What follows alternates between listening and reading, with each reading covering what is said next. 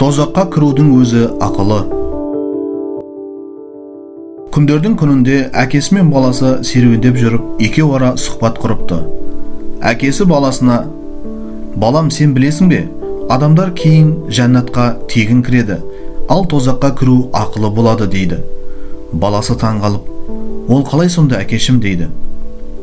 Әкесі сөзін жалғастырып: "Иә балам, расымен тозақтың қайнаған оты ақша тұрады. Кімде-кім бұл өмірде құмар ойын ойнаса, оған ақша төлейді. Сондай-ақ кімде-кім арақ шарап ішсе, оған да ақша төлейді. Ал кімде-кім темекі тартса, ақшаға сатып алады. Демек осы секілді жаман істердің барлығы дерлік ақылы.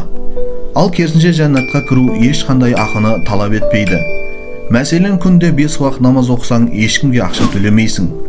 Сол сияқты ораза ұстасаң, зекет берсең, жетімнің басын сипасаң, ата-анаға қамқорлық танытсаң, көршіңмен және туыстарыңмен жақын қарым-қатынаста боласың. Мұның барлығы дерлік адамның өз ықыласымен жасалатын дүниелер, әрі ақысыз жәннатқа жетелейтін амалдар.